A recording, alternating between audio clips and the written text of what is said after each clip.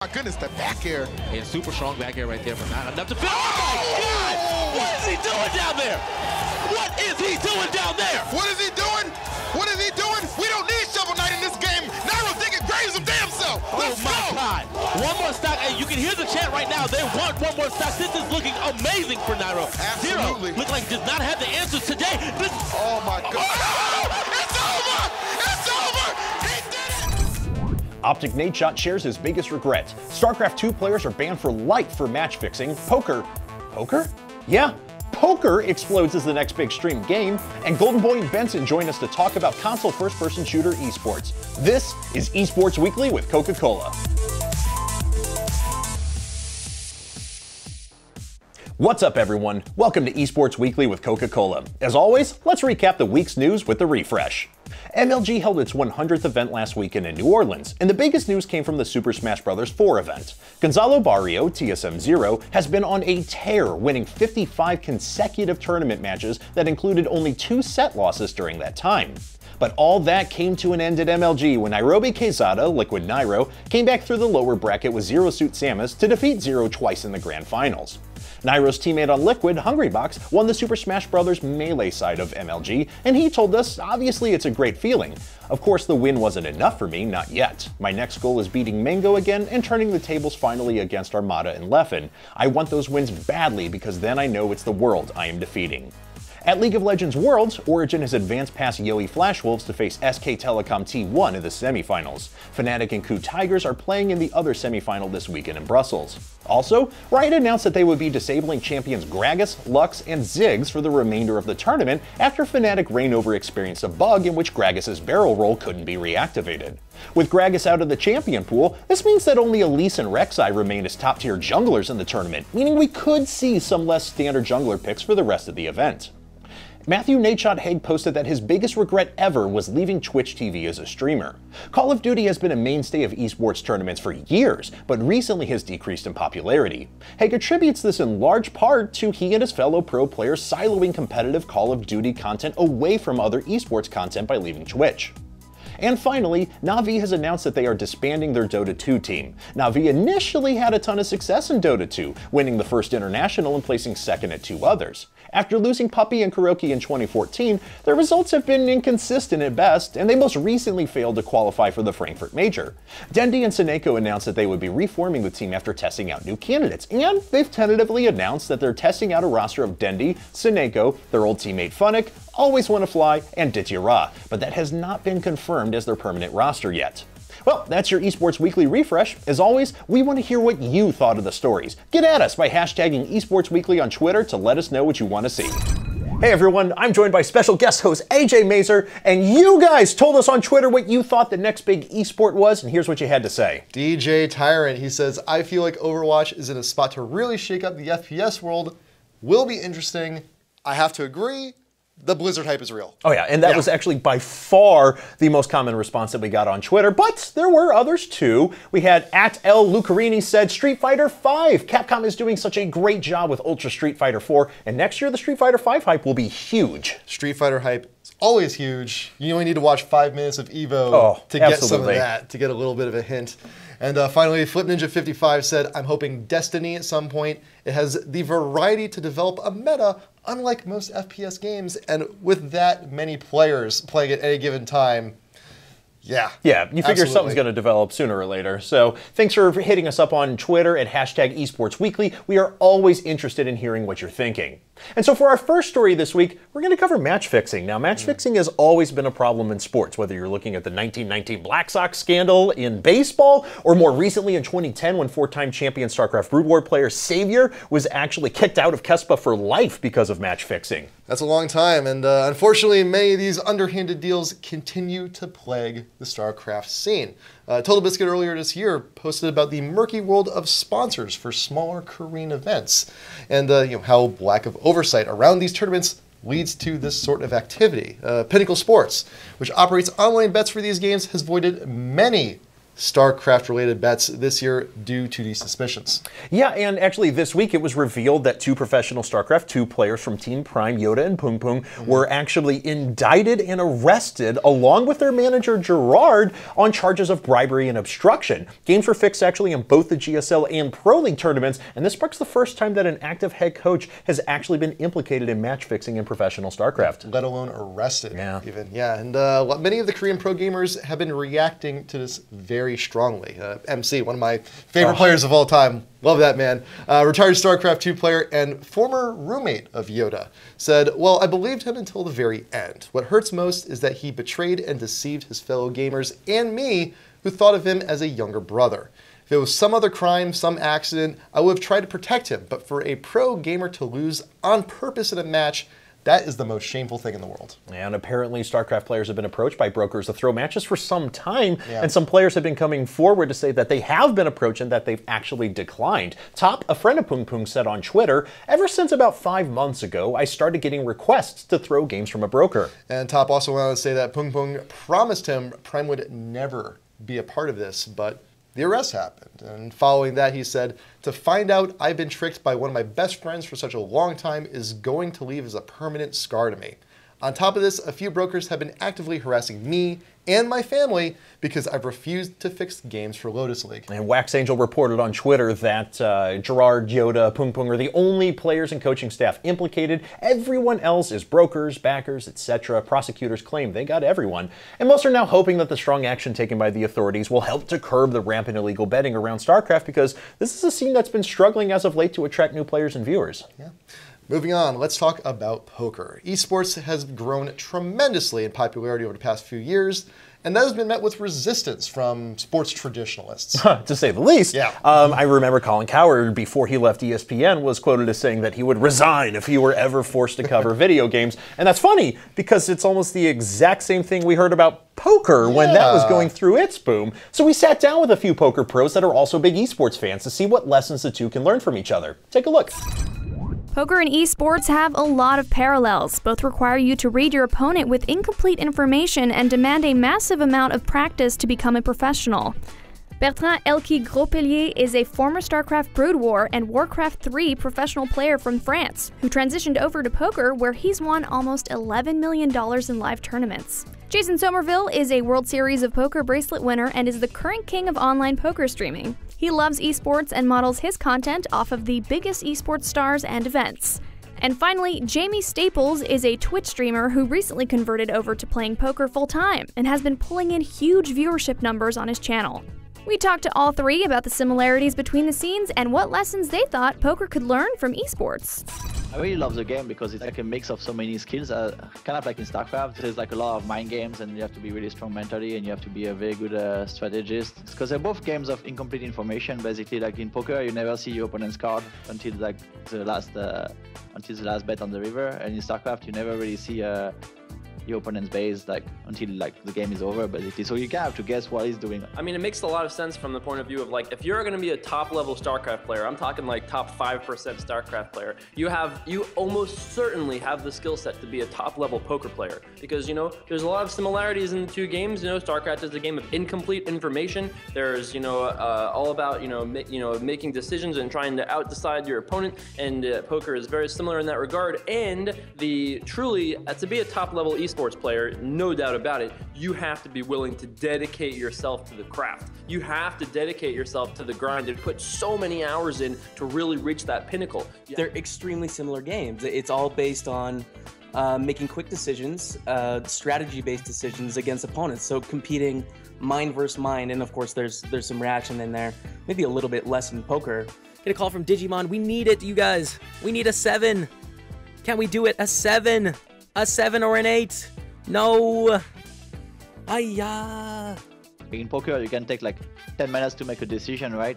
So even though like they are very complex decisions, like in StarCraft, if you take like 5 seconds to take a decision. So most of the time you're dead if you don't like react fast enough. 95% of the time, I say when you lose, you can only like blame yourself, and it's because you were not the best. Because you were not the best player. If you're watching me stream and we're playing a tournament together, I'm explaining to you everything I'm doing. I'm saying, okay, I'm gonna play, my strategy is like this, I'm gonna do these things, and then this happens, I'm gonna say, okay, this is what I see this happening, and this is why I'm gonna do this. And over the course of the season, people go, wow, okay, this is awesome. Like, you're getting to feel the ride of the tournament, the journey of the session, without having to put up any of your own cash. But if you aren't a poker pro and you don't play every day, it's kind of fun to watch.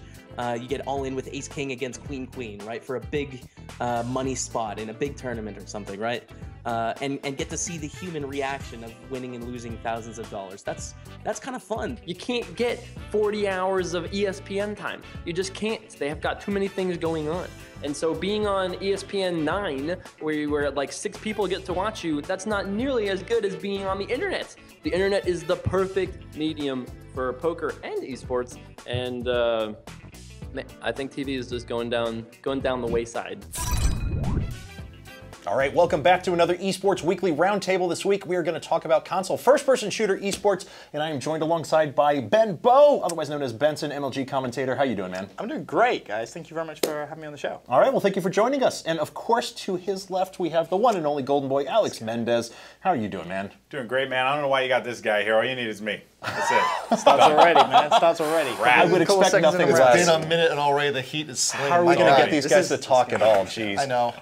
So we're talking about console first-person shooters, and this is something that's very near and dear to my heart. My very first competitive gaming experiences were grabbing 4 Xboxes and playing Halo 1 till the wee hours of the morning, like I'm sure a lot of people who are watching this. My first esports watching experience was the old MLG Halo tournaments before I transitioned and got into StarCraft. This is the forerunner of all of my esports experience. Now, though, it has seemed like it's in a bit of a precarious place as other esports have gotten a lot bigger. Some have thought that these scenes have decreased. So my very first question to you guys is point blank. How do you feel about the health of console FPS esports right now? Laying it down, man. You got the tough questions, man. Esports Weekly. Whew. No, I think I think console esports is in a good place right now. We are treated a little bit different in comparison to PC esports, right? A lot of PC players look at us and they think it's a joke, right? You can't compete on a controller, and I mean, like, listen, if you have a passion to compete, and you want to do it, like, it's competition, it's esports, it's there, right? And I think that right now, the current space is in a good place, and more and more companies are getting involved, which I think is fantastic. More of the publishers are getting involved, starting to get more dev support, which is fantastic. I think that's the key for me, is just seeing more of those developers get involved within the console side of things. Obviously, we've had, past couple of years, Call of Duty Esports has done pretty well. You've seen some World Champions come out, which we didn't really have previously. So I think the growth is definitely there, and I'm excited for the future. I really am. Yeah. Okay. So do you guys think that it's not necessarily a case of maybe console FPS games decreasing in popularity over the past few years? Maybe this is just a case where they've lost a bit of visibility, maybe by the mainstream esports fans, because everything else has gotten so freaking big? Yeah, I think, look, the fact of the matter is, and I'm getting comfortable, that's how you know it's about to get real. Drop it on us, Alex, I want to hear it. Hey, lay it down. Anyway, no, I think that it's unrealistic for everyone to want League of Legends or Counter-Strike, right? That's always like the comparison that I see. For example, coming from a Halo background, as well as Call of Duty, but like you, Kevin, I also, cut my teeth playing Halo 1v1s on Halo 1, like in LAN parties and all that.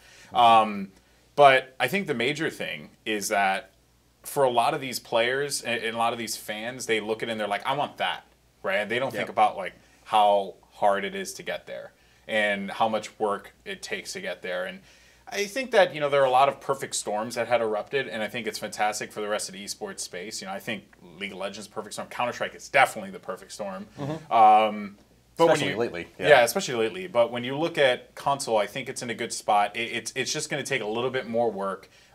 People just are coming around to it a little by little. It's not easy. And, I mean, you're seeing more and more of it though. Like recently, like for example, Halo getting a little bit more involved in console esports. Yeah, dude, I remember like years ago, you were hard pressed to get Bungie like involved. Like MLG did a really good job of like trying to get Bungie involved, but Bungie just wasn't that kind of company, right? They weren't really esports focused. They didn't understand it, and not a lot of people did at the time, right? Which is completely fine.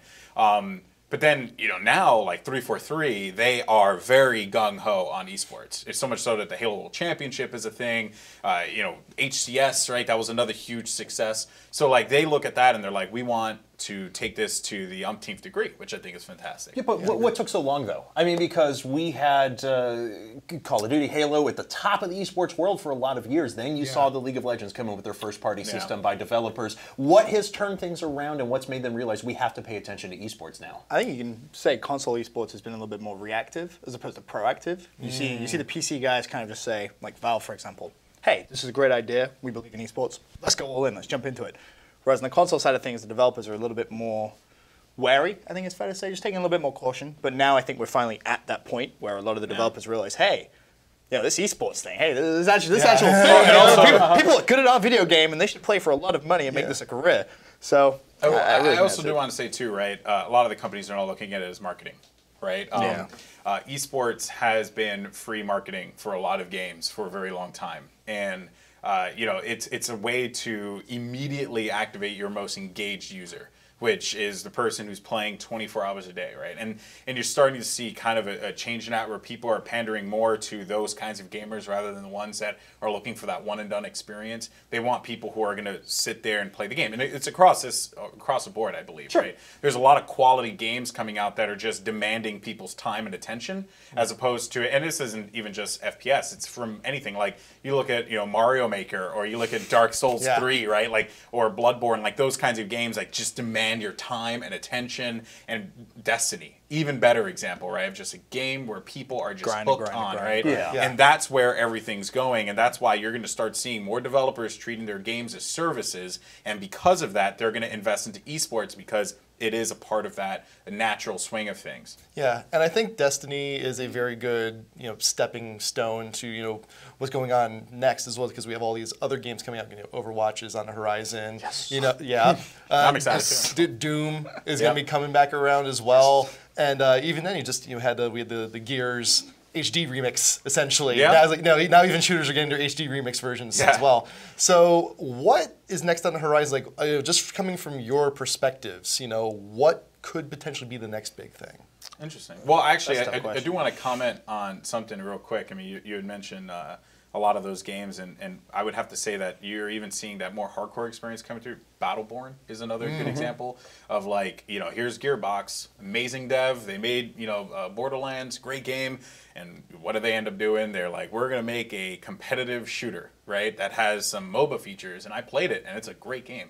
But I loved it. I thought it was fun. Yeah, I liked it. I played it at GameStop Managers Expo, and it was really fun. I actually enjoyed it quite a bit, but you know what, man? I'm a positive guy. That may be the thing that kills me. And you'll be able to play it soon because that beta's coming out pretty soon. Exactly, right? I don't know. What about you? Well, answer the man's question. What do you think? I don't know. For me, that's a tough question because I look at, for console esports especially, I think you need kind of the flagship games like your Call of Duty and Halo to really kind of break out and really show everyone else in console esports that, hey, this can be done and it can be done well with great production, great prizes, and some very competitive teams. You go outside of that, honestly, as crazy as it sounds, Destiny really has something to it, I think. When we see like private matches introduced and when we see a couple more updates come to that, I mean, the game is essentially made for like a city of life. So that's actually, you're actually preempting a question I was going to ask in a bit, but I think it's good to discuss it now. Destiny is massively popular. Yeah, it's huge. For as much as everyone was ragging on Bungie initially for not delivering the content that they were expecting, they sure got their loyal fan base, and they got people that are willing to play incredible amounts of hours each week. Yeah. So usually a predicator for success in esports is, do you have a large community that's willing to engage with your game over time? Great. Do you think Destiny is the next big console FPS esport? Next big one, that's tough because I think you have to look at Destiny, for me at least, as that's going to be a 2-year thing. I think you have to look very, very down the road. It's a long-term kind of a game, especially when it comes to esports. But again, a lot of it depends. What are the developers going to try and do with it? Can they try and incorporate potentially like World Championship, Pro Leagues, things like that? which really do drive the esports. But you kind of hit the nail on the head there. They already have that massive, massive fan base. I mean, we see the numbers on Twitch pretty much every single day. Yeah, there are thousands of people playing. It's always in our top 10. Always. Every single time you log onto the website. And there's dedicated fans that are watching. There's great players as well. Some of the players are very, very talented. I just want to say, like, again, just echo on that statement about games being a service. Destiny is a service, right? And there is no doubt in my mind that they will look at that. And I know people who currently try to organize tournaments in Destiny. And that's kind of where everything goes, right? Like, it always starts with those people who are like, damn, we really want to take this to another level. We just want to compete. I just want to prove in a controlled environment that I'm better than you, right? And that's it. Like, that's all competitive gaming is. But I think, like, it's going to take time, and that's not a core of what Destiny is. So I don't know if that's where they want to lean it to. I wouldn't be opposed to it, though. I think the big thing, though, is you see a lot of the players kind of nudging it. That is where they want it to go, which is the key. Like, yeah, okay, maybe the developers aren't too keen on the idea of esports, but if a big part of your fan base is saying, hey, we want private matches, we want to play competitively, I want to prove I'm better than Goldenboy, for example, at Destiny. There comes a point where the developer simply has to listen to the community. Definitely true. And for example, like that. Listen, okay, I'm telling facts, okay, facts. But when it comes to Destiny, MLG ran a couple of Destiny tournaments where it's very, very difficult. You think, okay, how can I prove that I'm better than him at Destiny right now? Well, they did kind of like time trials on raids, for example, and just gave different challenges. And the community really, really kind of respected that and loved it and said, hey, we can actually play this game competitively now. Because I feel like just that competitive nature in absolutely anything, sports, video games, it adds so much. And there's a lot of variance in those games as well. Because also even that time trials thing, that's something like people who are fans of like Payday 2 can even get into, which would make me so incredibly happy. But even though, like, Summit happy too. Oh man, well, of course. But also with Destiny, in anticipation of like Battle War as well, there's also the whole questing mechanic and getting weapons and gear and everything. To me, it almost actually kind of seems like WoW. Almost, it's kind of like a hybrid thing. So there's all regulations and rules maybe made around that, around things like that. But also in the shooter space, we've seen hybrids before that maybe were not received very well. I'm going to take a step back. This might be an old name. Shadowrun. Yes, it's my favorite game of all time. Thank you. FASA, come back. But that's the thing. But that's the thing, though. Is like, por favor. Hybrids come back, FASA. Leave the hybrids like that, though, have not performed very well, though. So I mean, do you think that's kind of setting Destiny back a little bit into its widespread acceptance? About Shadowrun, if you don't mind. I would love to hear that. You set him off now. That game was ahead of its time. It was. I know a lot of diehard Shadowrun fans hated it, which is fine. I don't want Shadowrun as far as like the brand is concerned. I don't care. I just want that game again on my Xbox or my PlayStation. Like, I don't care because it was so well done. It was Counter-Strike with magic and with all these different things, and you laugh. No, but it was really awesome. It was amazing. I mean, it was just so ahead of its time, though. Like, people kind of looked at it and was like, I will always give a shout out to my homie Chris Puckett, who helped push Shadowrun to MLG. He still talks about the game to this day. Because it was amazing, okay? Ninja Troll strats, like, it was amazing. Like, dude, I can go on all day. Anyway. All right, that's all the time that we have this week. Of course, there will always be an extended roundtable out next week, so check it out. Thanks very much to Alex and Ben for joining us today. Next week on Esports Weekly with Coca-Cola, we'll be talking about another game near and dear to my heart, StarCraft 2. We'll sit down with Root Cats to talk about the current state of the game and what they expect from the newest expansion, Legacy of the Void. Have a great week.